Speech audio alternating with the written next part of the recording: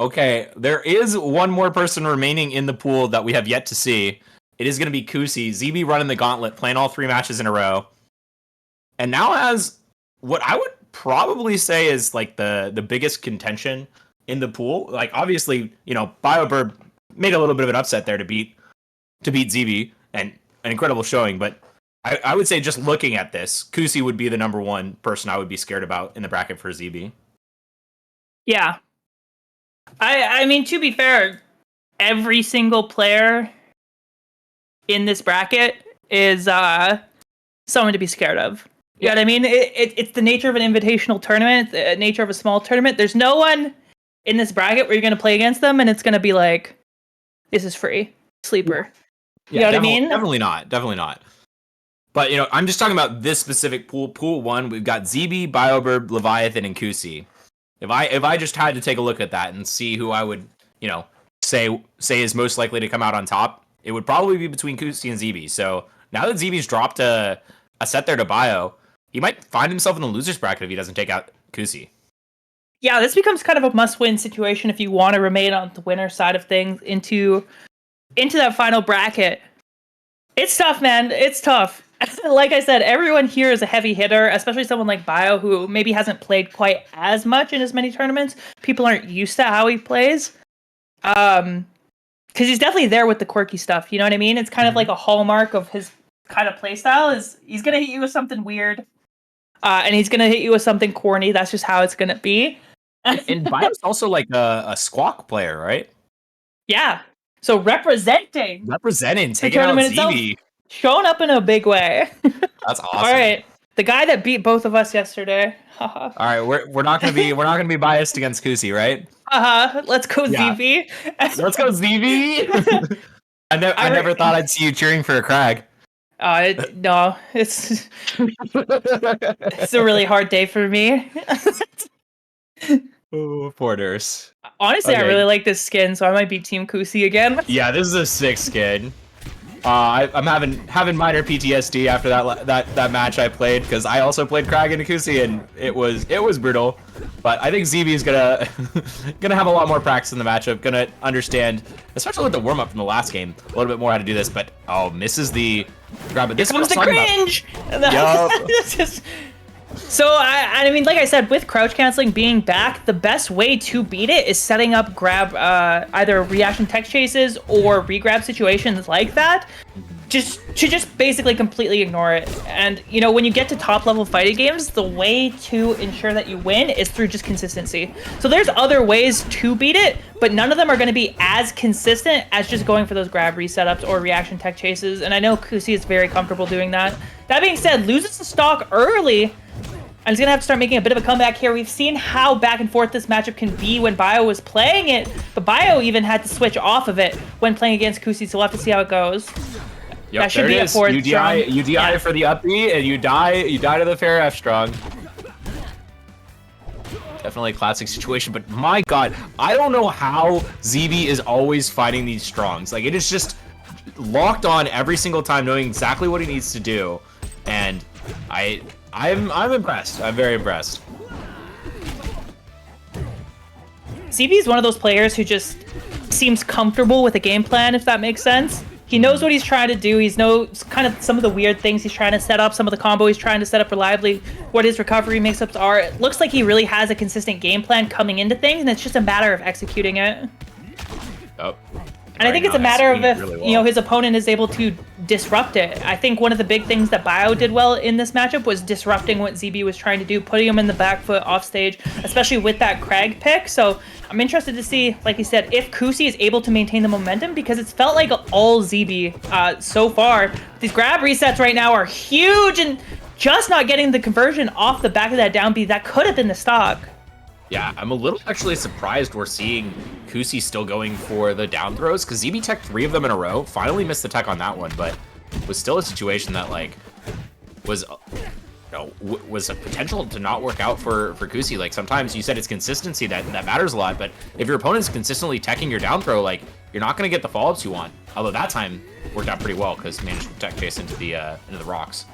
And this is a very scary spot to be. A forward air at the ledge will kill. Any conversion will kill on the side of ZeeBee. So Kusi needs to be very, very careful about where the commitments are, where these combos come through, and you cannot be dropping stuff like that. Yeah, I think it was a little bit of a DI mix-up by ZeeBee there. Catching the DI down. Oh, no. Still living. He's about to die to up tilt, I swear. Yes. Kusi's doing, ZeeBee's doing a really good job of making sure he's DIing down to get these tech situations that Kusi is not ready for. Kusi has not been covering tech. He's instead been going for the full combo follow-ups, and it's been allowing ZeeBee to get out of these combos early. Yeah, but that could be really dangerous now, because if you get like an up air or a fair, Kusi can just let the up B rip, and if you're DIing down, you're just gonna get obliterated. Yeah, that's definitely true. Oh, the spot dodge just coming out the jab is going to put him in disadvantage right at the ledge. No extension on the hurt box, and the roll-in is not covered.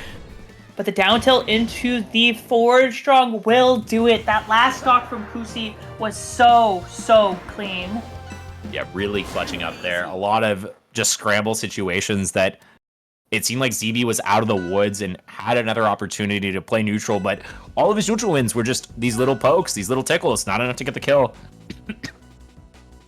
It's tough, man. It's tough. I feel like that last stock was so cleanly played from Kusi, even though there were drops in terms of, you know, when the techs are going to come through, when the combos are going to come through, a little bit of unawareness of kind of when Craig is going to be falling and when he's not. He was able to disengage from those situations and go back to a neutral that he was really comfortable in. I think that you made a great point there, but also, like, when Kusi made the drops, they weren't, like, catastrophic. It was, like, a drop that resulted in him not continuing the combo, not a drop that resulted in ZeeBee getting, like, an opening. So it is good to be, you know, a little bit more judicious about your follow-ups. Like, if you miss the combo, it sucks. You'd rather have the combo continue, but it's a lot better than missing the combo and letting your opponent getting an opening. Yeah, that's definitely true. And I think that's also something that you'll see a lot in really high-level players, is even when they make a mistake, even when something unexpected happens, they have the wherewithal to disengage from the situation, and instead of overextending, reset into neutral and make sure that something worse doesn't happen. Yeah. And that was another opening, like the same one we were talking about, where ZeeBee kept going for the DI up and got extended on a huge amount to build up a ton of %, but Kusi wasn't able to find the kill. Still managed to find it after another opening, though, and ZeeBee, though, answering back very well.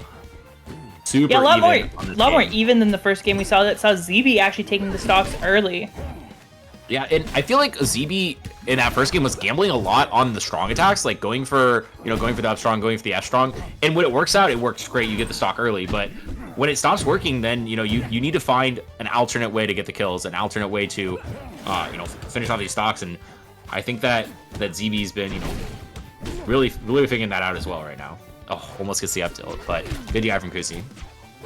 One of the tough things is shields are so hard to break in this game. Yep. You're tempted to just shield all the time, and it kind of reduces how threatening smash attacks are, or strong attacks are, just because you can shield like 2 of them in a jab before your shield is gonna break. Yeah. And so the threat there, when you could just be shielding and someone's looking for a big hit, not only do you get huge reward on a grab out of shield, but also there's like not really incentive not to unless you've been shielding like crazy. Yeah, I know. That's a crazy conversion. Is he alive? He's fine. Yeah. That's insane. You can go so deep. That's the power of slipstream, baby. You know, you get that speed, you get that power. Slipstream is truly an insane projectile. Not only just for the buffing. It's fine. He could have just held the ledge, I feel like. No, there was a back air. Maybe. I think you might be right. Yeah, he could have held the ledge, used the invincibility to go through the back air, and then no alternative hitbox could have been used. Then tried to reset it, yeah.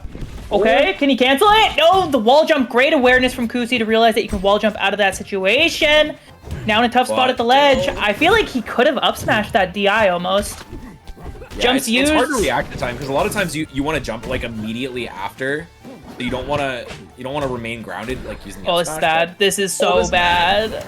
It'd still be fine. Oh, this is not good. That should be it. Just to hold the ledge for longer. There's no hitboxes. There's no hitboxes.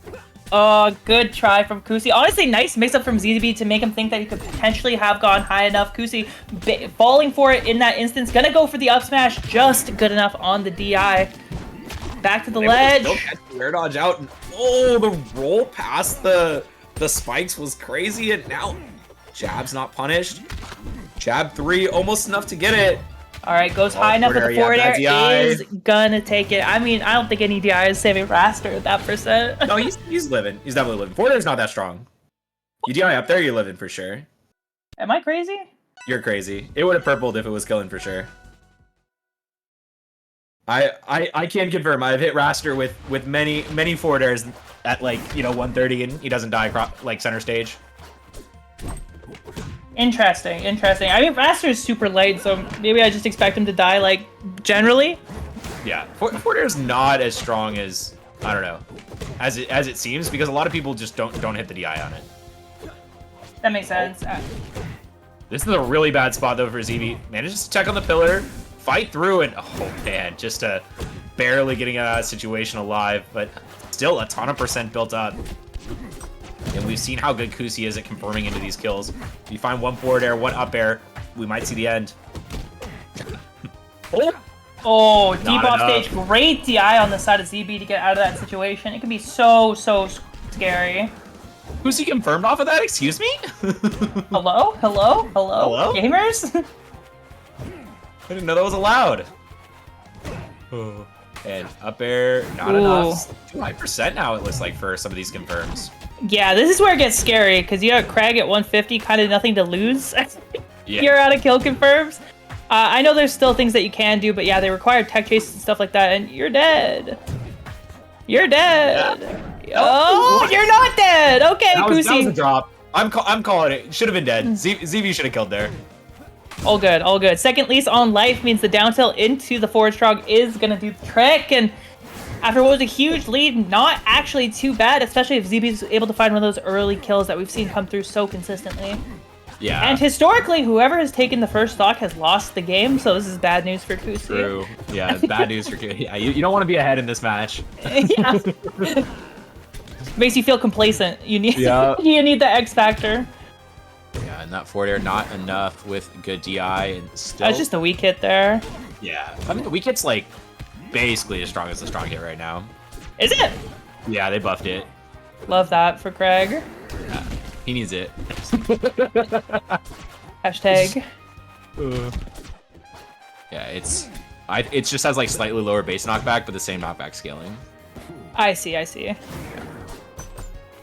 And okay, gets the misses the sweet spot on the up air, but still able to get the kill. Yeah, probably DIing in to try and avoid the up air altogether. Gonna lead to some unfortunate DI trying to get the kill there. And actually bouncing off the rock means that Kusi not gonna be able to get that down B. And these techs are coming through very consistently now. And I'm impressed with ZeeBee for being able to make that change. These techs are not easy. They're not easy, and also though he's finding reversals off of them too, which is actually huge because Kusi is overcommitting to a move after the tech, which is missing, and allowing ZeeBee just enough frame advantage to get a punish, and that's huge. As ZeeBee is all the way back in this game, both sitting mid percent. This is where the early kills can definitely come out. We see the down tilt F strong. What's Kusi's play gonna do for this? Go down there. Absolutely go down there, but actually this brings ZeeBee back up. Oh, and just doesn't hold the forward strong long enough. Had the read on the tech roll in, but flubs it just a little bit. Proper DI on that down tilt is gonna make sure he lives for just a second before he subsequently DIs it completely wrong. Yeah, even with DI away there, the slipstream might have allowed Kusi to get the kill. It's an awkward spot to be in. Regardless, Kusi, nice little lead here. Going for the tech chases on the back throws and hits two of them in a row. Big damage, getting mostly out of crouch cancel percent for ZeeBee. If they start teching your down throw, it's time to start reaction tech chasing. Sorry. Yeah. I love how ZeeBee just like knows it's time to strong. You know, we're throwing him out. His consistency on hitting those has been actually like surprisingly high considering how slow those moves are. You did not down tilt forward strong.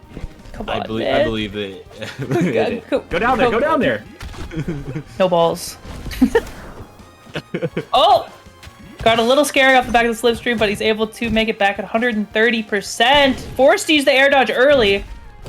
Yeah, that one should have been an easy hit, but now ZeeBee, another lease on life, got great healthcare right now. This Hyperborean healthcare, it's coming into play. Not today though. Just the down tilt F strong. I believe that was 3 down tilt F strong kills from. I mean, Kusi it's so good. I'm not gonna mince words and pretend like that confirm isn't pretty strong. Yeah, I mean it seems like the most consistent way to get kills on Crag. Like, you know, you get a lot of down tilts. Crag's sitting on the ground crouching a lot. Yeah, definitely. I mean, the down tilt too is also just so big, like deceptively big, for a character like Raster. So it's interesting to see. You explain to me like what's going on in ZeeBee's head when he side B's 6 times in a row. I gotta know. Well, usually it works because characters don't have command grabs or hit grabs, but because Raster's down B technically counts as a hit grab, it'll go through the side B. That's fair. That's fair. Oh, not a place you want to be in. Having the rock in hand versus Raster, incredibly dangerous proposition. But huge opening. Okay. Yeah, this could be huge. Oh, slide off. And nice tech counter hit. ZeeBee's playing really well in these spots, but still. I feel like I'm watching Steve, where just things are happening that wouldn't typically, and both players are kind of like, I guess we're here now. Like. Yo, I mean, Crag is 100% the Steve of this game. Let's be honest. It's all good. It's all good. Nice catch on the tech, holding it just long enough that time, and we're seeing Kusi make these adjustments mid-set. That could have been a kill on the side of ZeeBee, and something I've found and something I've been telling people who are playing this game is kind of like the keep it simple, stupid mentality.